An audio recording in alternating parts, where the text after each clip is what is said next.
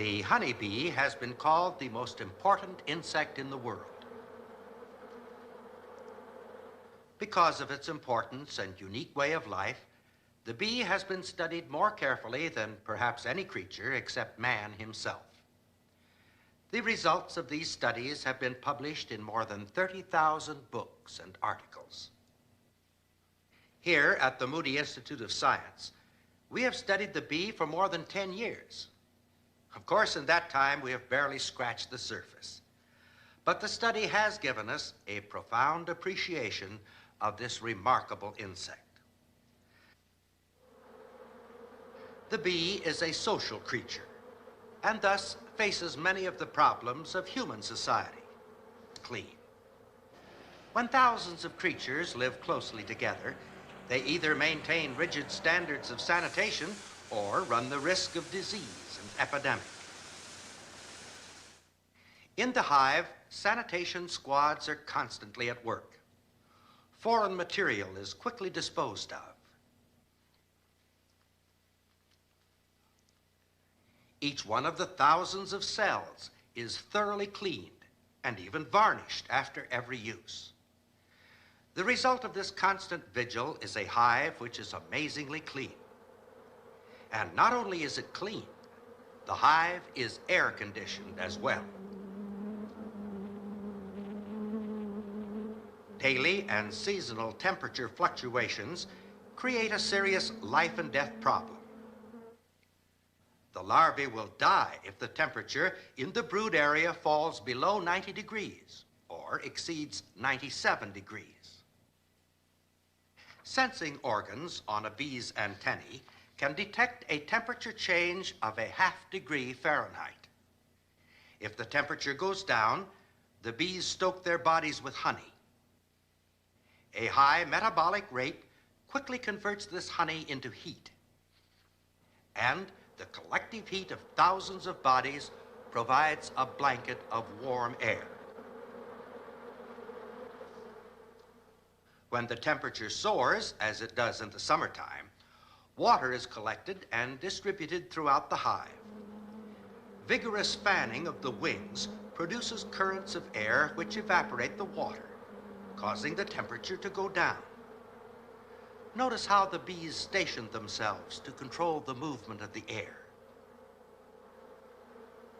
In at one side, out at the other.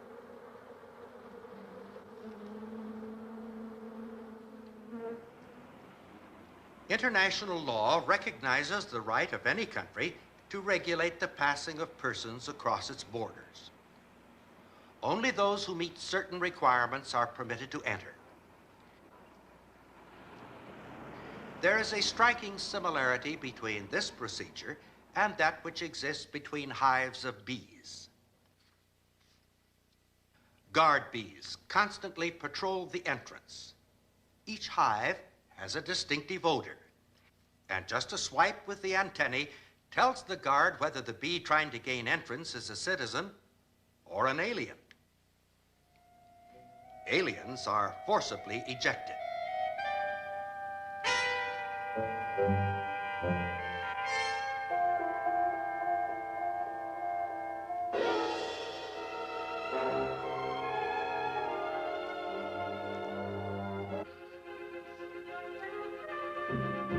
The wasp made a deliberate effort to gain entrance to the hive, to rob the hive of honey. The caterpillar just happened along. But it makes no difference. The penalty for intrusion is the same.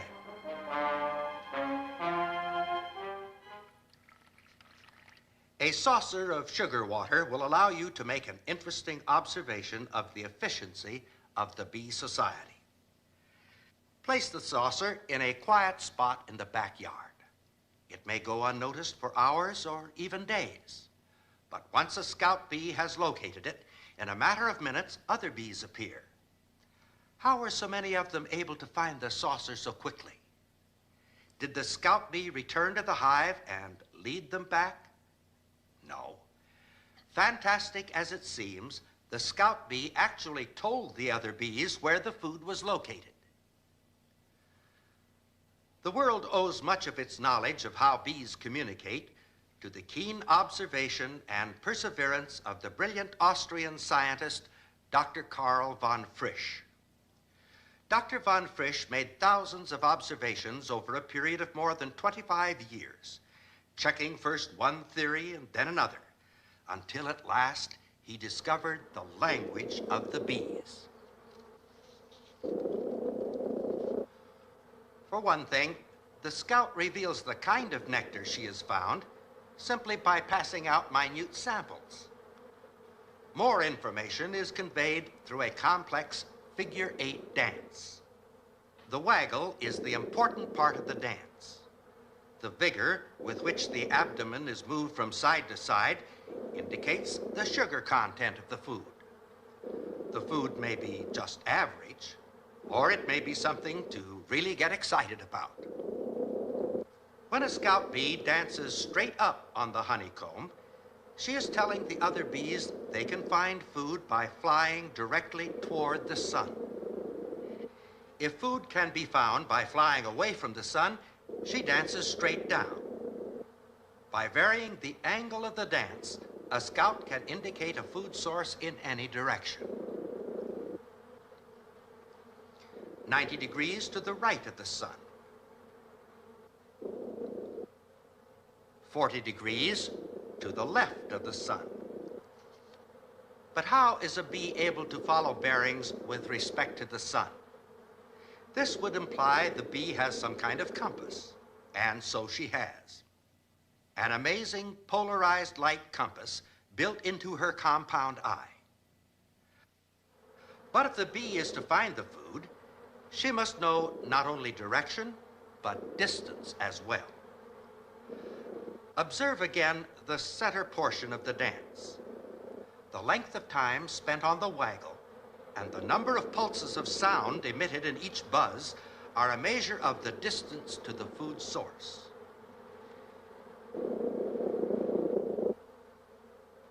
This scout is telling the others of food 3/10 of a mile away. This one indicates a food source at a distance of 1 7/10 miles. But more than simple distance is involved. A bee normally flies about 15 miles per hour. However, her ground speed will vary according to the direction and velocity of the wind. The amount of effort required to reach the food must be communicated in order for such problems to be solved. To demonstrate that the bee language really works, we set out 3 feeders. The first near a stream. The second near a grove of trees. The third along a fence. The scout discovering feeder number 1 is marked with a dot. The scout discovering feeder number 2 is marked with a bar, and the scout discovering feeder number 3 with a cross. In a matter of minutes, the scout bees are back at the hive, busily sharing their discovery with the other bees. Now let's see how well the messages are received. The bees crowd around, sensing with their antennae the movements of the scout. These bees are marked with the same symbol as the scout bee they are attending, but with a different color. In a short while, the marked bees begin to arrive at the feeders, but only bees with dots visit feeder number 1. Only those with bars visit feeder number 2. And only crosses visit feeder number 3. In each instance, the bees visit only the feeders they have been told about. So we say the dance of the bee is a briefing session, communicating to other bees specific and precise information as to the kind of food, its sugar content, and the direction and distance which must be flown to reach it. The extent to which the bees rely on the accuracy of the information is seen in the matter of fuel supply. One might suppose that bees leaving the hive would take along a full load of fuel, but such is not the case. Actual measurements of the stomach contents of the bees going to predetermined locations reveal they take only enough fuel to reach the flowers they are to work. To carry more would deplete the honey reserves of the hive and cut down on the payload to be brought back. This is serious business for a bee. If the fuel runs out before the new source of supply is reached, the bee will die. Occasionally, you see a bee struggling along the grass. Some strange turn of events caused her to run out of fuel. You can nudge her or even give her an elevated position from which to take off, but she can't fly. There is not enough fuel to run those wing muscles. But feed her some sugar water or honey, and before long, off she flies. Bees actually stake their lives on the accuracy of the information they have been given, and the system really works. In 1 year, in the United States alone, 247 million pounds of honey were harvested. This was in addition to approximately twice that amount used by the bees themselves. This means that the bees sought out, sucked up, transported, and processed about 1,500,000,000 pounds of nectar. Converted into honey, this would fill 41 million cartons and make a stack nearly 8,000 miles high. The population of the bee city varies throughout the year. The 80,000 inhabitants will, within a few months, shrink to 15,000. Then, just as suddenly, build up again. This fluctuation is no accident. It is the result of a carefully regulated system of population control, the key to which is the queen bee.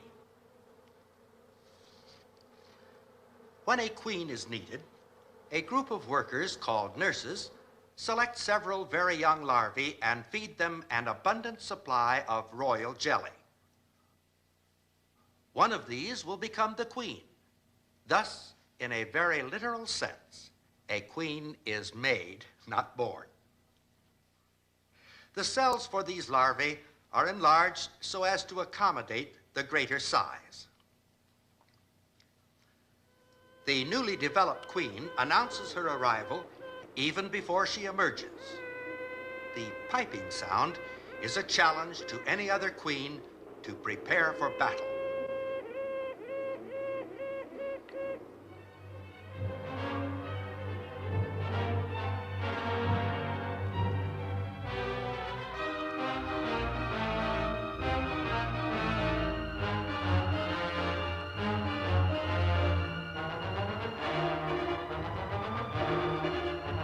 The queens engage in a death struggle until only one remains.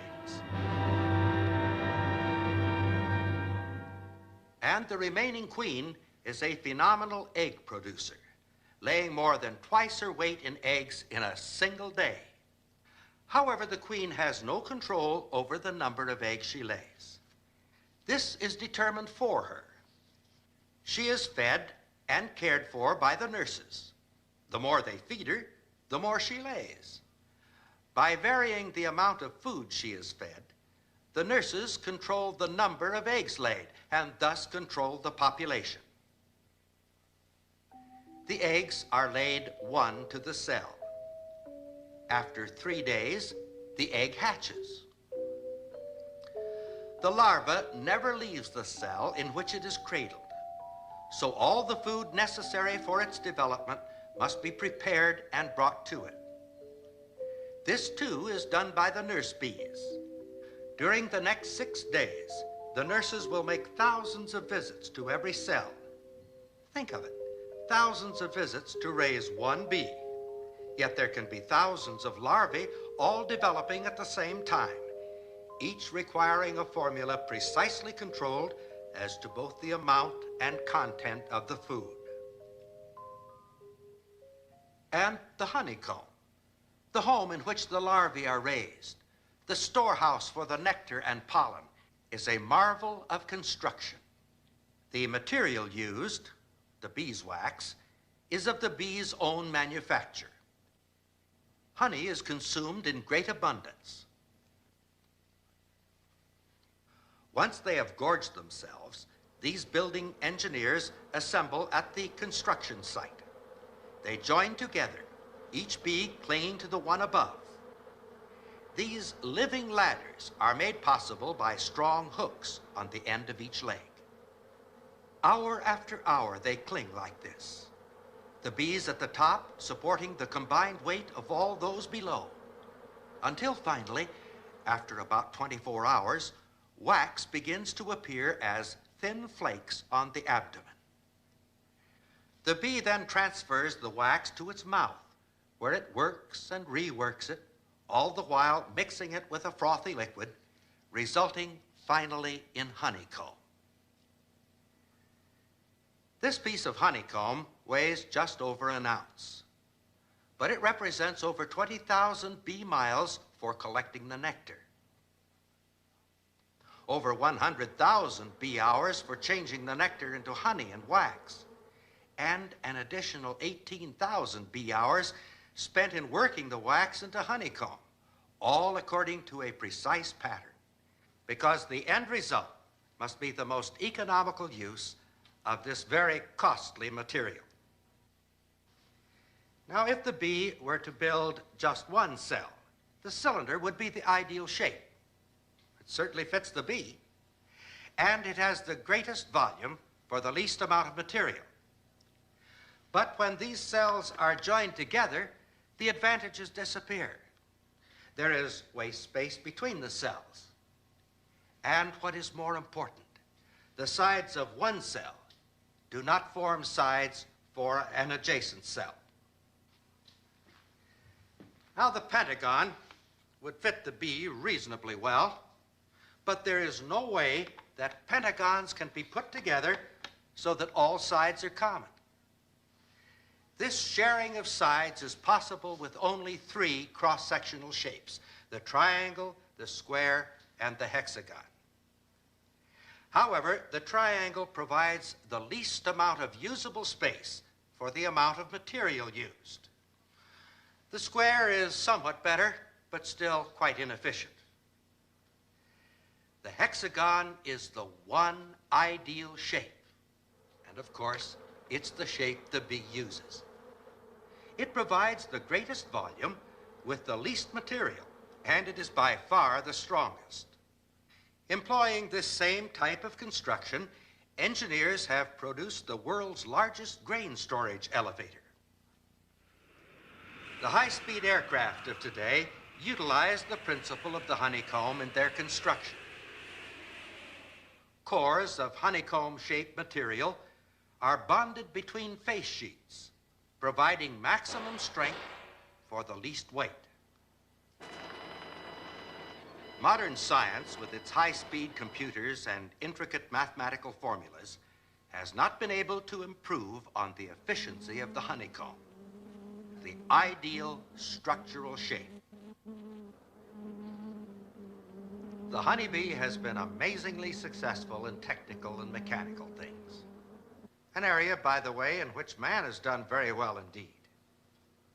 But the bee seems to be successful in another area where man seems to be failing. In the bee society, there are no labor management problems, no strikes, there's no unemployment, there's no crime, no juvenile delinquency, no rebellion against authority. No one can doubt the efficiency of the bee society. We must recognize, however, that this is an utterly ruthless efficiency. There is no unemployment because bees practice total and absolute population control geared to economic conditions. There is no need for pension plans or medical care for the aged because the law of the hive demands that bees literally work themselves to death in 5 or 6 weeks, though capable of living for years. If the queen bee is unable to lay the required number of eggs, she is stung to death. As soon as the mating period is over, all of the drones, or males, are also done away with. In the beehive, the individual is nothing. the state is supreme. This system works for the bee because every bee follows a specific behavior pattern and is locked into that pattern by what has, in the past at least, been called instinct. There are those who propose that man should adopt a social structure similar to that of the bee. In so doing, they are fully aware that they are proposing an utterly ruthless society. They are also aware that man is not instinctively locked into such a behavior pattern, and so they propose to substitute force for instinct. No thoughtful person could possibly give assent to such a proposal unless first he had accepted two major tenets of atheistic materialism.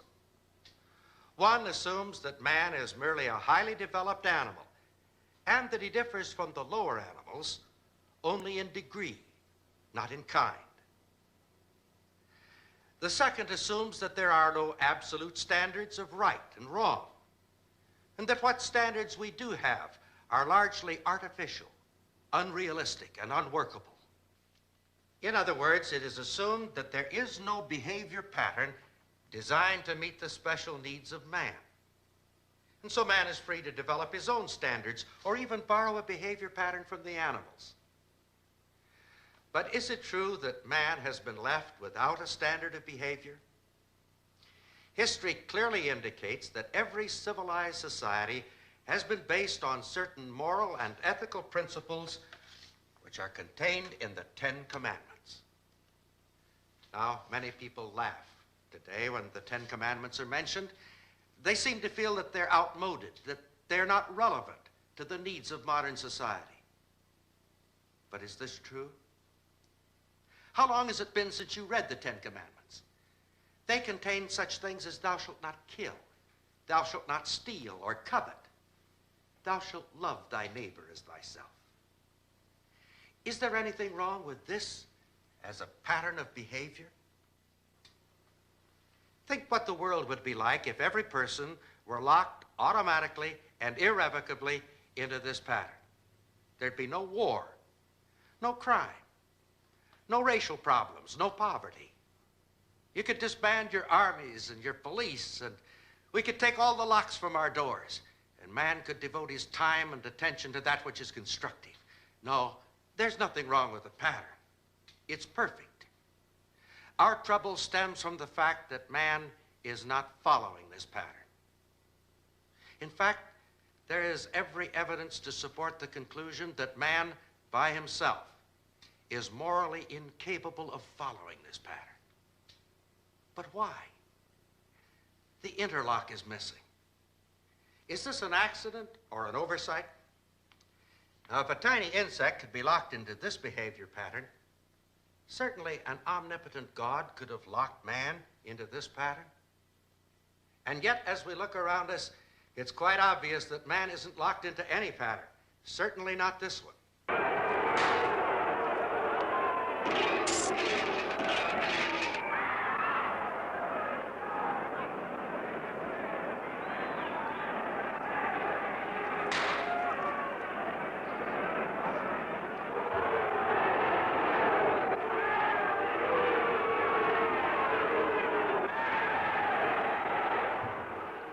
Now, think carefully for a moment. If God had locked man into a behavior pattern, he would have robbed man of that which makes him a man. He would have robbed him of his free will and his power of choice. Instead of a behavior interlock, God has provided for man something infinitely more wonderful. God offers to link man to himself in a warm, personal, vital relationship. The possibility of this relationship is the ultimate, the crowning difference between man and animal. Students of animal behavior have never discovered the slightest evidence of a God consciousness in any animal. On the other hand, man is described as incurably religious. This hunger in the heart of man to know God is universal. In some parts of the world, this God hunger is brutally suppressed. In others, men try merely to ignore it. In still others, it is warped and twisted almost beyond recognition. But this basic need in the heart of man is universal. Without this vital relationship, man is incomplete, insecure, disturbed. God has made no provision for man's happiness or success apart from this relationship, because God never intended that man should live without it. The Bible, the Word of God, sets forth in precise language the conditions upon which this relationship with God can be established. The first is an acknowledgement on our part that we're unable to keep the Ten Commandments, that we're sinners, that we need help. The next is a step of faith, that we receive this relationship with God as a gift. In John 1:12 we read, "But as many as received him," that is Jesus Christ, "to them gave he power to become the sons of God, even to them that believe on his name." This is God's solution to the problem of human behavior. It deals with the problem at its source, not the group, but the individual. Can this relationship with God solve the problems of the world? Well, it can solve the problems in that part of the world for which you are primarily responsible, your own life. And then it can spread to others as you become a living witness to the power of God to transform a human life.